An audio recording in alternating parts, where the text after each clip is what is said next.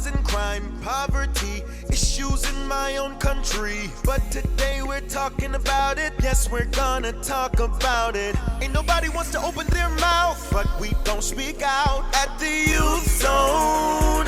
Searching for solutions for the issues in our nation. That's the only way we know that we can make it. It's going down at the Youth Zone.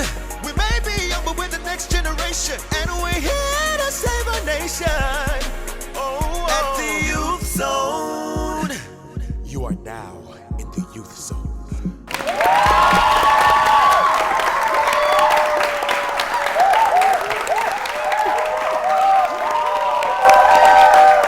Hey everyone, and welcome to a new and exciting season 4 of the Youth Zone. So great to have you with us. So you've graduated from high school. What's next? Is it college? Can you even afford it? Or is it the workplace?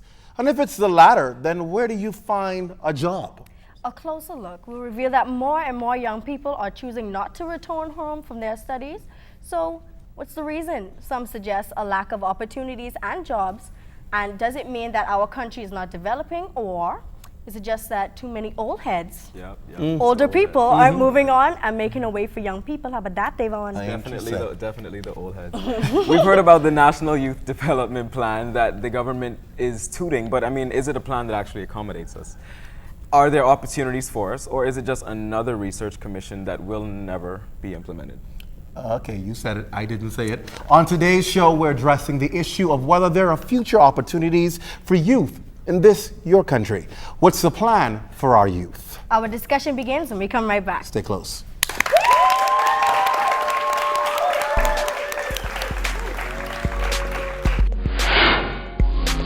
I feel that the government isn't giving us a lot of opportunities. I feel like the mindset of the government is directed more towards servant-like jobs, such as the tourism industry, hotel. Bahamians should want to step out, become entrepreneurs. In a few years, you won't be here. It's us that's going to be here. Right. Why don't you listen to what we have to say? We're going to meet a committee soon, but how many of the persons in the committee are actually youth? I didn't say that. I feel like I didn't say that. At the Youth Zone. We may be young, but we're the next generation, and we're here to save our nation. Oh, at the Youth Zone.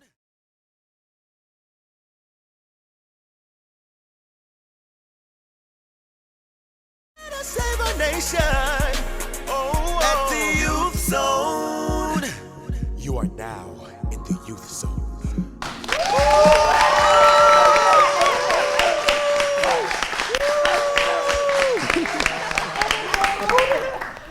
So we're talking about opportunities for youth in the future of the Bahamas. Are there any? Let's find out what you had to say this week in our social media report. Our correspondent, Hallie Bo, has this week's respondent.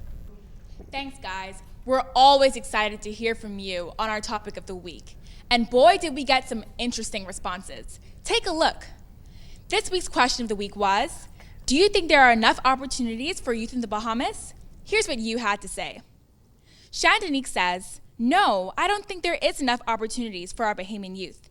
Because in our time of day, it's all about who you know, not really about if you have a high standard or a low standard of education. On the other hand, Datario says, yes, I think there are enough opportunities for Bahamian youth. I think Bahamian youths just have to work hard enough to get somewhere, in addition to being patient. Aaliyah also agrees, and she says there are enough opportunities for Bahamian youth. They just need to get involved in areas like technical and vocational and go out and seek opportunities instead of waiting around for them. So we want to hear from you. Stay tuned to our social media sites on Twitter at the Youth Zone 242 or 242 Youth Zone, Instagram at the Youth Zone 242 or TYZ123, and Snapchat the Youth Zone at the Youth Zone 242. And don't forget our Facebook page, The Youth Zone. View our question of the week and send us a 20-second video of your opinion. That's our social media report for the week, and back to you guys. Thanks a lot, Hallie. Well, it's time to turn up the heat. There's still the life of the party and the muse of all the views. Yeah, we're talking about our TYZ panel. Welcome back for a new season, guys.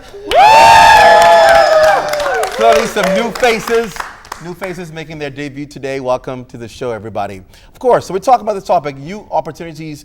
Are there any for youth in this country for the future? What say you? Hey, it's Benjamin, and my opinion is that the youth's future is dependent on two things: desire and opportunity. Desire is an internal factor, and opportunity is an external factor. First and foremost, as youth, we need to have the mindset and the determination to have goals and do what it takes to make them. But on the other side of the coin, we need different programs and the government to support us and provide these opportunities. Although I believe that there are opportunities, there's always room for improvement. Interesting. Well, I also agree with Benji. My name is Elsha.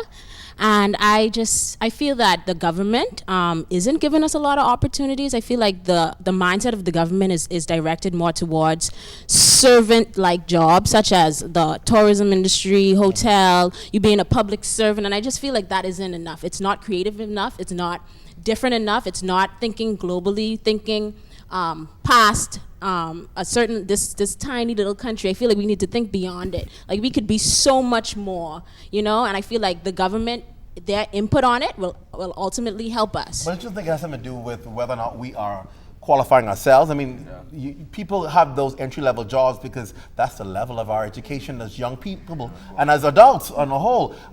You'd be surprised how many jobs are out there in the corporate world in this country that Bahamians just don't qualify for. But you know why they don't qualify for it? Because they're in school, they're not taking school serious because they know that the only thing that they're going to have when they come out of school is working at Atlantis. I feel like it's the washing encouragement pots. level. We don't believe in ourselves. I feel like we need to believe in, like, you know, they say believe in Bahamians. I don't feel like we believe in ourselves. I don't feel like we realize that, yeah, you have talent. You could be more than just a Wendy's worker or a gas station pumper. You know, you could be more than that. I don't feel like we believe in ourselves. Okay. I agree with Elsha on that point. Bahamians have to get out of the mentality of being slaves, quote unquote. And when I say slaves, I mean being in that service industry. Bahamians should want to step out, become entrepreneurs, make your own money. You be the master. So then if that's the case, then what does that have to do with the government? I mean, we're talking about opportunities. My point. That opportunities in the future. My point. You would think that means the government ensuring that you have a future when you are done with school. Do you feel that exists? No, I do not feel as though that exists, because even when you go to CUB, it's almost like the same level of understanding and education where you're taught to be followers, where you're taught to be just stay there and just consume what we're teaching you. You're not taught basically to think for yourself. Even from in school, their teachers, all they do is, okay, well, we teach you, you digest, we move on. That's how it is in secondary school. That's how it is in COB. And when you try to challenge that, it becomes a problem. You're just being rude. Yes. Don't ask me no question when I then tell you 2 plus I'm 2 right, you're equals wrong. 4. Well, I believe that there is a future for the youth in the Bahamas, but it all comes down to the government. The plans and all of the developments that they try to make is somewhat one-sided. They say that there are sectors that they're trying to improve, but they don't ask for our opinions. Right. How can you try and build a nation when we are the youths? We are going to help you build that nation. We are the economy. In a few years, you won't be here. It's us that's going to be here. Right. Why don't you listen to what we have to say? Matter of fact, you know, we're going to meet a committee soon, but how many of the persons in the committee are actually youth? I didn't say that. I didn't say that. I did not say that. But it's true. I feel like the Bahamas does not want to hear from the youth. Since I was growing up, you know, no one ever wanted to listen to what I had to say. Right. I was told to speak when spoken to, and that's the only thing that you should do until I reach, 30? Is that when it's okay for me to talk? Is that when it's okay for me to voice my opinion? But when we come back, we talk to our expert panel, and our discussion begins, and we come right back. Stay close. Woo!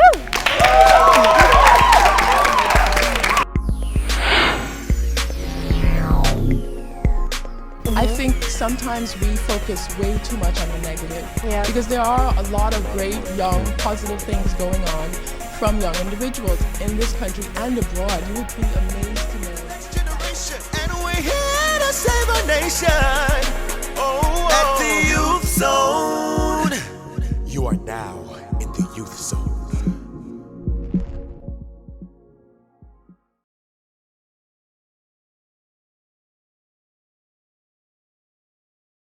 Save our nation. At the Youth Zone.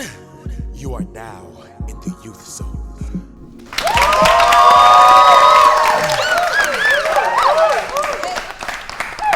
Welcome back. If you're just joining us, we're talking about opportunities for youth in the Bahamas. Let's meet our expert panel. They're members of the National Development Plan Committee. Welcome their program manager, Samantha Roll, and her committee.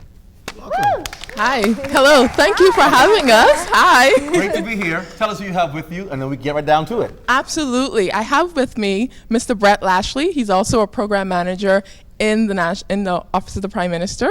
And I also have Kieron Smith here, who is the president of COBUS at the College of the Bahamas. So perhaps that answers my question when I said, are there any young people on this committee? Well, Clint, you know, according to the United Nations framework for youth, I am within that category. You know, it's 15 to 35. I am below 35.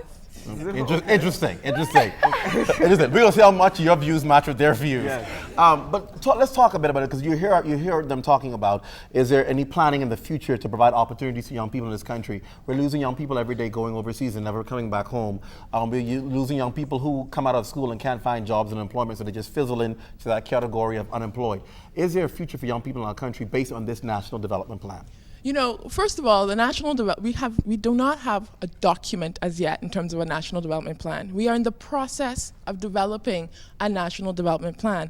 And part of that is engaging those that'll be here beyond 2015, 2016, and into 2040. Wow. Because when I look at it, at 35, I'm 69 at that time, 58 at that time. And what really matters is, what are the opinions and views of the younger generation, and how do they fit into our national development, right, as a country? And so that's very important. And I heard the discussion earlier, and from my opinion, there are lots of great opportunities here in the Bahamas for young individuals, for young, dynamic, brilliant, competent individuals. You said some key words. How do we access that? Exactly. And I think that's part of what it is. I think we have to diagnose where we are right now, and that's part of this process in terms of the National Development Plan. We need to understand that our economy goes beyond the tourism and it goes beyond financial services. So those are the industries that we have been so dependent on for many, many years. Yeah. And there are emergent industries that we can embrace, such as social media. There are tons of persons in the Bahamas, Bahamians, that are accessing that platform and making really good money at it. Wow. Okay, so you said you're developing a plan and you're engaging the young people, but in what ways are you engaging the young people? Are you having like events or? Yes, great question. Well, we started off really soft in terms of sending out or requests for art and essay submissions early on. And so we sent that out throughout the education system, throughout the Ministry of Education, through several youth groups and organizations. And what happened was we did get from Selena Point Acklands Primary School artwork of their version and their view of what the country looks like and what we should be focused on. And I mean, it was amazing, and it's on our Facebook page, so please visit us at Vision 2040 Bahamas. And in addition to that, though, upcoming very soon, October 20th and 21st, we are hosting, in conjunction with the Ministry of Youth, Sports and Culture and COBUS, our youth conclave entitled The Power Plan. And so part of that is to engage those within the 15 to 26 to 30 age bracket and tell us, what do you think about the 4 key pillars that we focus on, which is governance and economy? Tell me what you think about our social policy makeup and our fabric. Tell me what you think about human capital development. You know, tell me what you think about our environment, and not only natural but built. And that's very important. Okay, so that's nice. That's nice. But the last time the director of Youth, Sports and Culture was here, he showed us a beautiful book of what he's going to do, but those things haven't been implemented yet. And he's been to all of the islands, and he's got everyone's opinion on it, but we have not seen the changes yet. And if there are so many organizations in the Bahamas, why isn't it, okay, for example, ZNS, why isn't there advertisement, proper advertisement? Because not everybody is on social media, not everybody has a television, so why can't we like do it over the radio or do it in the newspaper where we can advertise these different opportunities rather than advertising how much young people kill and how much young people in jail for drugs and so forth? You know, I agree with you. I think sometimes we focus way too much on the negative. Yes. Because there are a lot of great, young, positive things going on from young individuals in this country and abroad. You would be amazed to know that, we have those that are working with NASA. We have those that are working in top corporations around the world, and they are Bahamians, and they are young Bahamians. So I agree with you. We should focus more on what our great young Bahamians are doing. So when you say that the Bahamas holds a variety of young, competent, and dynamic individuals, are we referring to young, dynamic, and competent individuals that are only situated in the tourism service or industry? Are we still talking about those that decide they want to be farmers, those that want to be recording artists and join the entertainment industry? Are we still referring to those people? Definitely. There are Bahamians in numerous fields doing things you'd be surprised to find out. We have young Bahamian entrepreneurs. We have people, as Samantha mentioned, in really every industry you can imagine, both here and abroad. The key is you've got to push yourself and knock on those doors and break down those doors to get into those positions you want. It's not just tourism and financial services domestically. If you want to be an engineer and, as Samantha said, you want to go to NASA, there's opportunities for you. You just got to, again, be dynamic, be the best at what you do, and be persistent. What if I want to be a senior official in government agency, and everybody in that rank 60 and over, everybody 50 and over, and nobody could get up the ranks in government because everybody holding on to the job, been there for 40 years, 30 years, 25 years, and no one could bring modernization to the process. What hope is there for these young people sitting here who can make a difference in governance? Because we have so They many qualify and bright educate ideas. themselves, but nobody moving at these jobs. 86 and still Where will they work? Still waking up to go to work. Sure. For what? If I may I'm so say, part stubborn. of the process in terms of this national development plan, the initial phase, which is phase 1, has a lot to do with diagnostic, right? So taking an account of where we are as a country right now, that's important because we don't want to have a discussion that isn't evidence-based, right? That doesn't have concrete statistics and details as to then where do we go moving forward. Part of that analysis had a lot to do with the public service and doing an assessment of the public service, doing an assessment of the skills that are within the public service, and then moving forward, how do we then modernize the public service, right? And so we are doing that. We're in the process of doing that, and we're doing it through a series of events. We hosted several things called transformative governance. So what that talked about, it talked about leadership. It talked about results-based management. It talked about what are some of the skills that are needed right now to move us along, such as project management skills, such as communications. Communications not being the typical, editorial and print, but communications across the board. And these are some skills that we know that there are young, dynamic individuals that can fulfill those positions.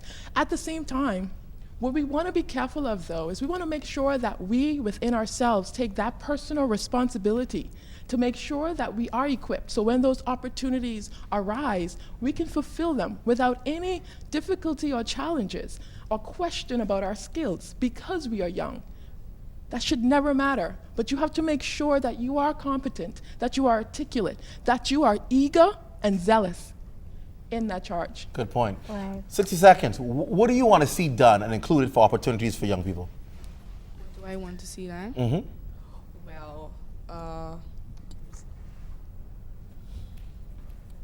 Can anybody say that in 60 seconds?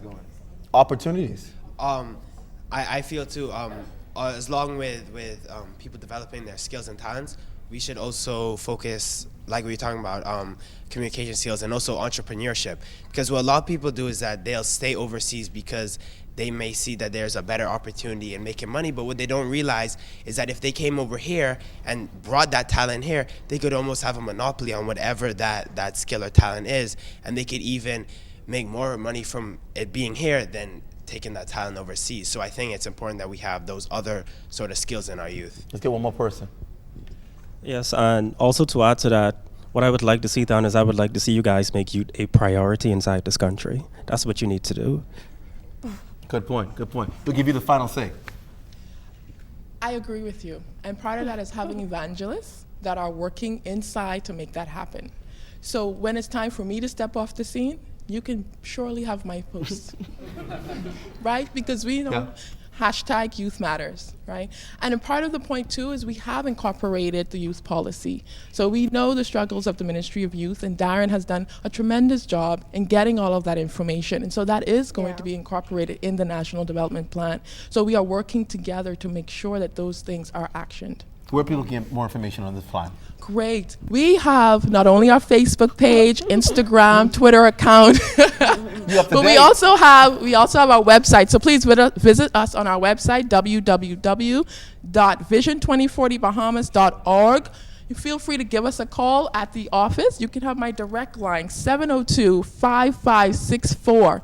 Yes, you can. Give us a call. And I hope to see you there on October 20th and 21st. It's at the Malia, and it's what really matters, and that's the youth. Awesome. Definitely. Thanks a lot, Sophie. Thank you, Ms. Roll. Well, we're not out of talk, but out of time. So let's continue this discussion on social media at our Facebook page, The Youth Zone, and Twitter page at YouthZone242, or meet us at our interactive chat live at znsbahamas.com. Well, don't go anywhere. Your TYZ News is up next after the break.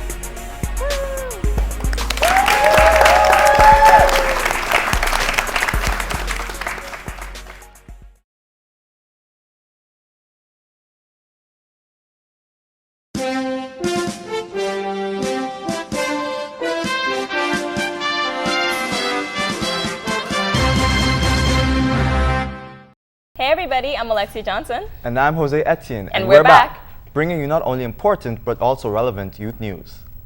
Scholars from the C.R. Walker Senior High had the opportunity to exhibit their knowledge about Credit Suisse, a prominent offshore bank, and what was called Credit Suisse COO Charity Game Show. The students were broken into different groups, which represented the various countries that Credit Suisse is located in, such as Mexico, the Cayman Islands, the Bahamas, Canada, and the United States. In this game show, competitors were expected to study the information given to them about Credit Suisse and the country they represented and answer the questions. Team Mexico won the game, and each of the winners got a Kindle Fire device as their prize. Team United States, the runner-up, had lunch with the COOs and a tour of the Credit Suisse office. The COOs of Credit Suisse are top supporters of C.R. Walker, and they proved it once more by donating a check worth $10,000 to the school. Principal McKay was very jovial as a result of the COO's benevolence.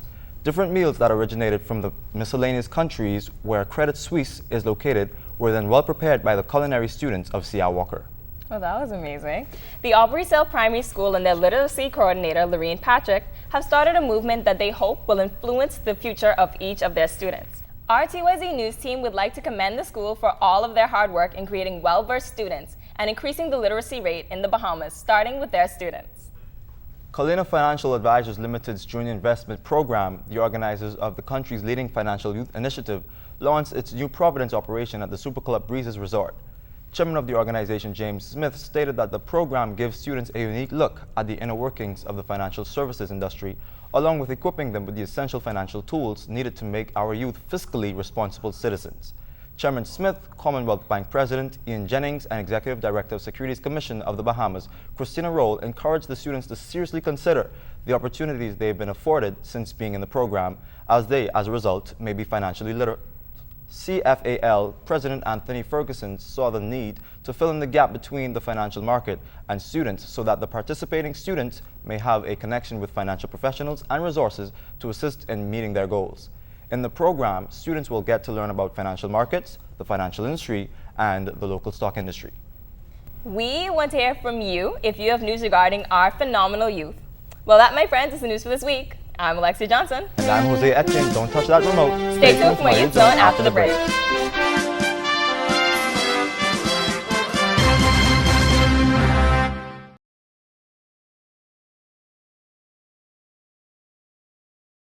Save our nation. At the Youth Zone. You are now in the Youth Zone.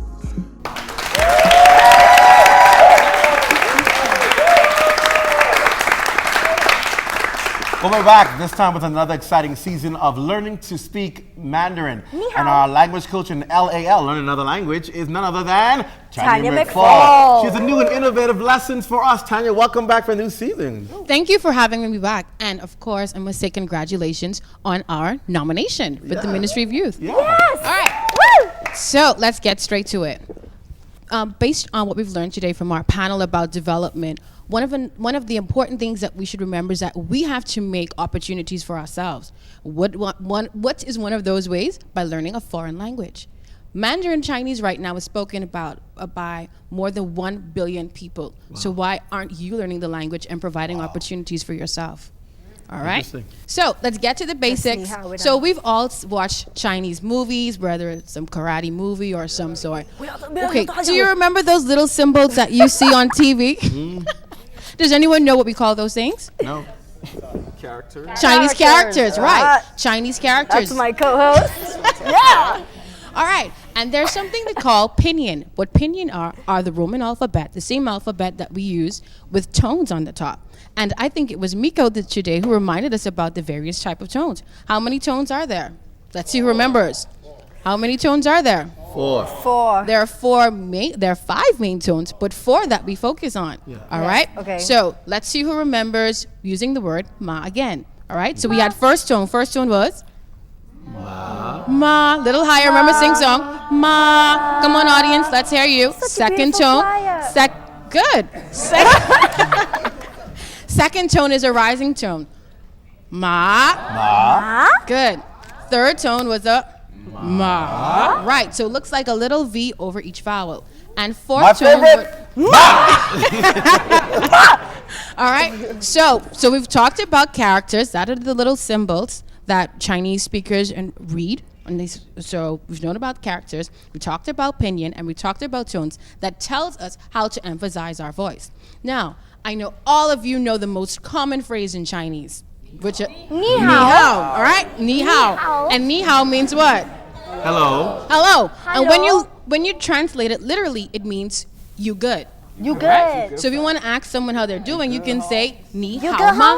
Ni hao ma. All right. So when we add the ma at the end of the word, it's yes or no. So are you good? Yes or no. All right. So let's talk about some other ways that we can greet people. So it's been a long night. It's time to wake up in the morning. We don't want to go to work. We don't want to go to school, but we have to say good morning anyway, right? So we can say ni zao. Ni zao. Right. Zao means morning. So let's hear you say it again. Ni zao. Good. Now, if you want to say good afternoon, you're walking in from wherever, heading to Wendy's or wherever, and you want to greet someone, in the afternoon, you can say wu an. Wu an. Wu an. Wu an. Or you can also say wan shang hao. Wan shang hao. I like the way that you try to put a little extra to it. Wan shang hao. Wan shang hao. Wan shang hao. Or maybe it's been a long day and you're sleepy, you're tired, I'm tired, so I would say wa lei la. I'm sleepy. Wa lei la. Wa lei la. All right? Wa lei la. Wa lei la. All right?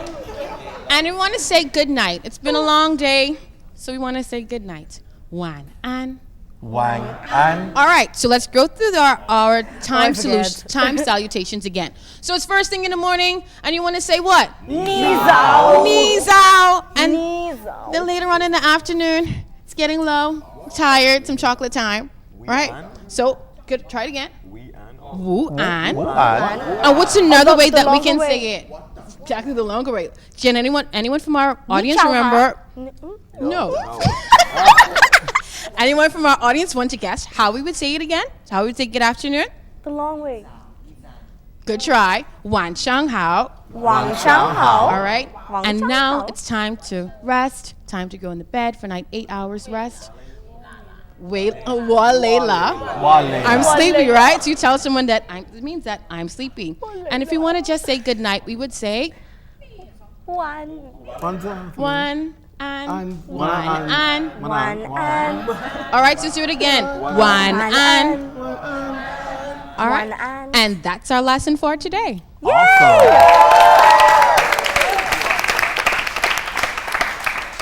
Well, it's about that time for a brand new segment that encourages business ownership and tips for running your own gig. We introduce it to you now in season 4. We call it Stripes of My Own Business. Nice, love it.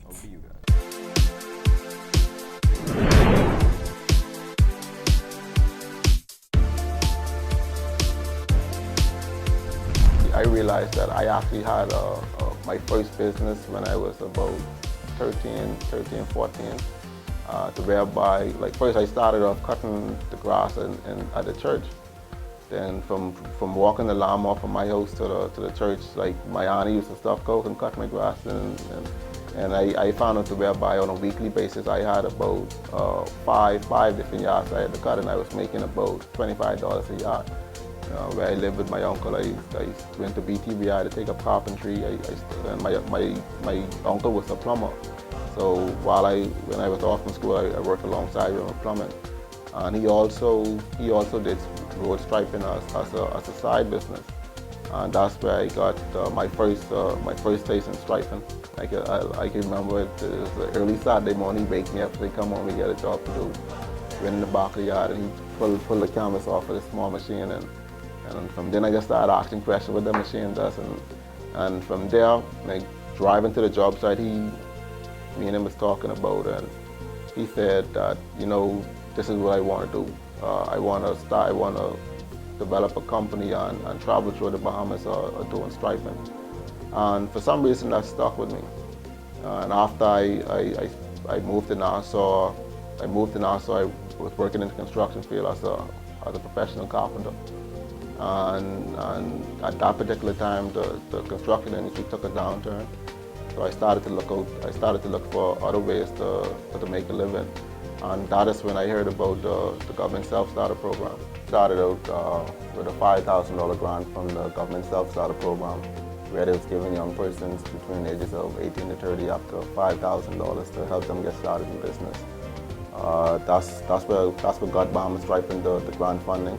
And I would say put the drive in me to want to pursue this particular goal that I have.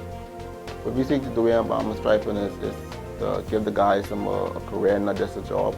And the overall goal is to one day that we have a group of young guys to go there and start their own business, whether it be a franchise in Bahamas Striping or whatever aspirations that they want to do. We train them on how to be punctual, how to respect the job, how to do proper time management, and so forth. So all of that helps to develop them as a better individual. I would definitely like to congratulate On Bahamas for this initiative. Any time where you are trying to birth new entrepreneurs within the Bahamian market, I think that is definitely an idea that should be supported on all levels. Definitely, when you look at enhancing the economy, enhancing the small business, which is the driving force behind any economy, I definitely can congratulate that, and I'm actually happy to be a part of it, at least a spokesperson in the event. To inspire persons to actually want to own a part of their Bahamas. My name is Atario Mitchell, and I want you to own a part of your Bahamas. At the Youth Zone, searching for solutions for the issues in our nation. That's the only way we know that we can make it. It's going down. At the Youth Zone, we may be young, but we're the next generation, and we're here to save our nation.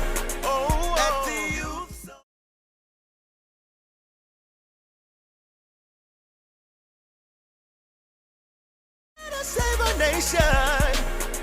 At the Youth Zone. You are now in the Youth Zone.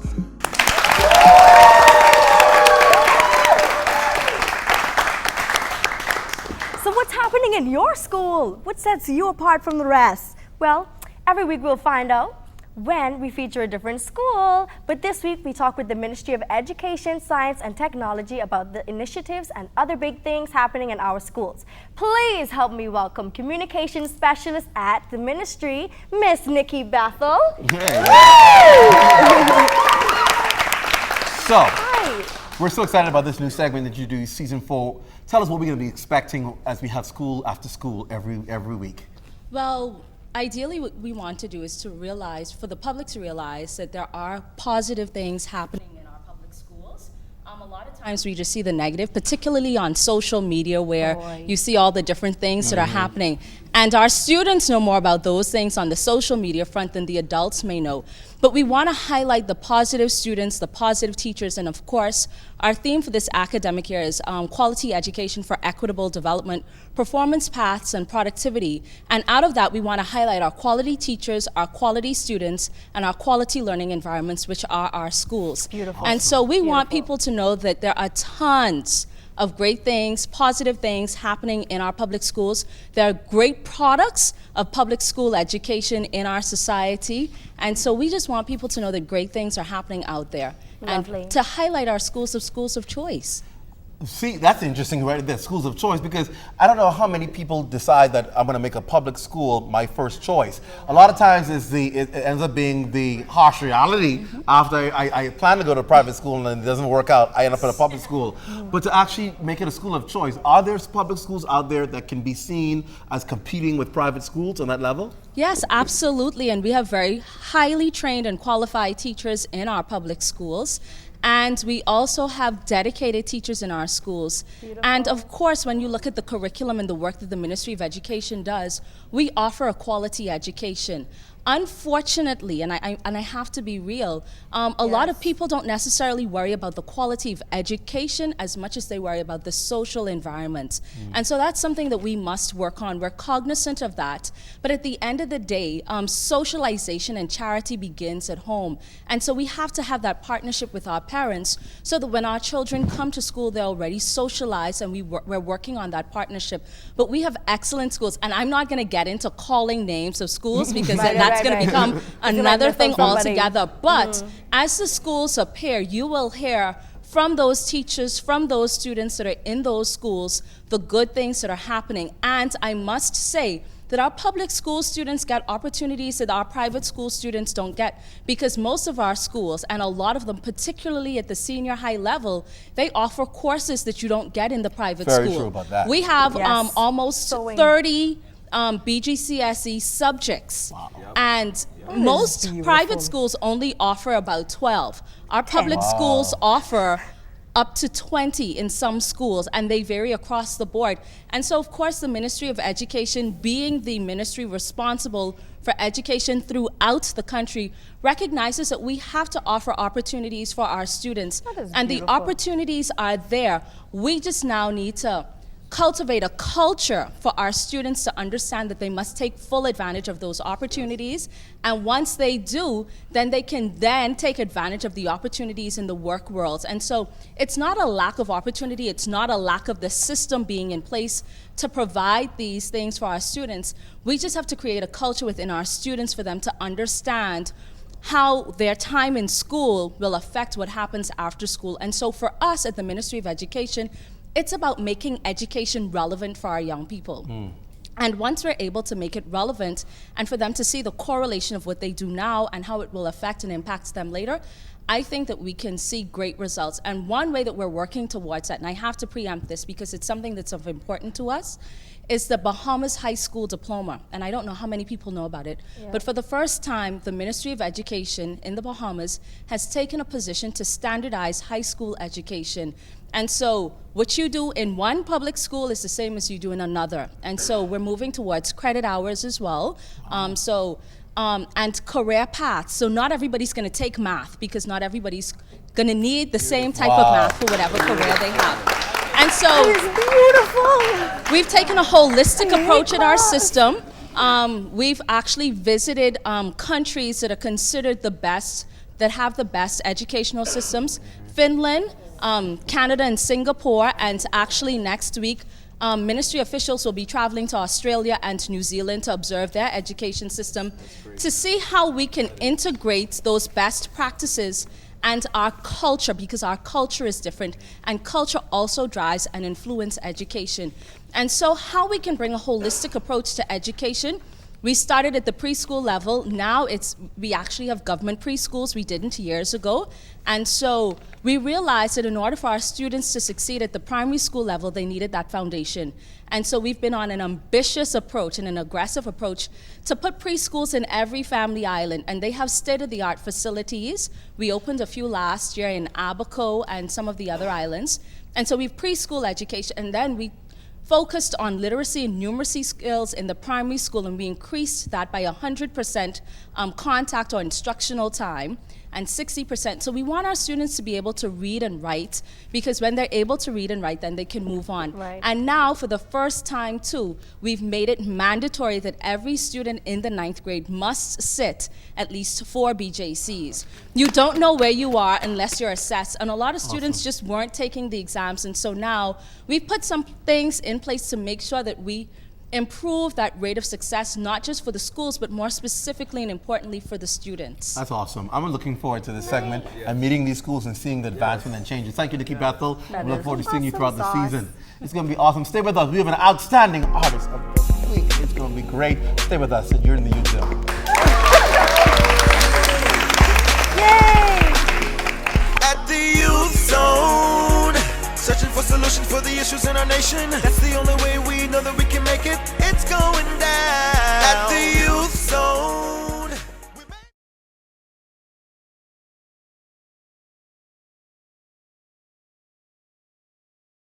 Everything you planned out to make your success did not happen after you graduated. Wake up.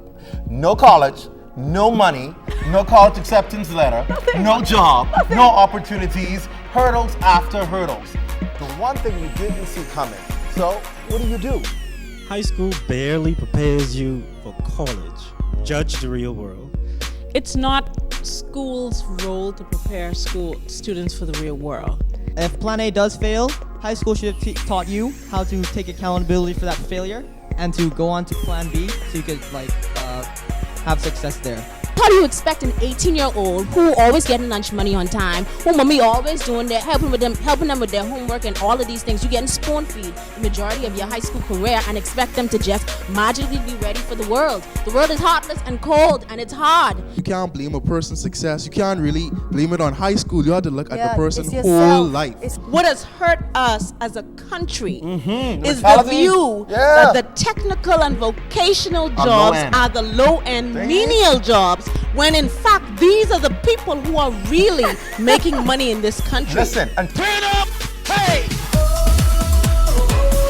Let's get physical. Hey, jump on and move it, y'all. Hey, hey, hey, yo, let's get physical. Jump up and let us save our nation. Oh, at the Youth Zone. You are now in the Youth Zone. Welcome back. Welcome back, guys. Well, it's been so great hanging with you today, but unfortunately we have to go. So hit us up on Twitter at the Youth Zone 242 and our Facebook page at the Youth Zone. And also Snapchat. Snapchat at Youth Zone 242 as well, right? Or email us at youthzone242 at znsbahamas.com. We look forward to hearing from you. That's exactly correct, everybody. We really enjoy having you here today. And finally on the show, our artist of the week is the lead vocalist in Visage Band.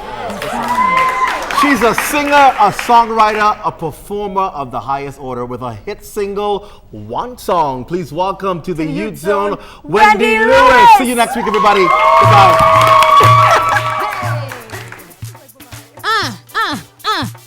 Come on, all of y'all are right there. Y'all stand up and dance too. Come on. So much woman up in here. I don't want to recommend, but I want to take your winery. You don't have that much time, cause you only got one song. Then I'm taking me bam bam on to the next job.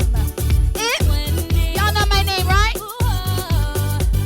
Hey, what you know about it? The minute you hear that monster song, you come looking for me to wind up on. Done been creepy, but you never had the chance to come see me. I never really liked the kind of man who could only joke on my bam bam, but ever wind it.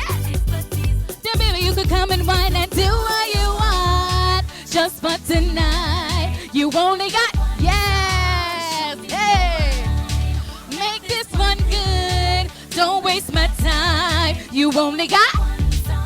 All right, I want y'all to follow me. Let's go. One song. Don't play with it. One song. You asked for this. One song. Y'all got it? Here we go. Don't play with it. Come wrangle it. Yeah. Y'all look good. The bar closed. in there winding down to the DJ playing old school jams. Done whine it like a go up. Then he gonna play some ancient man and his brain come back like boomerang. I invite you, so baby you can come and whine and do what you want. Just for tonight, you only got to show me your wine.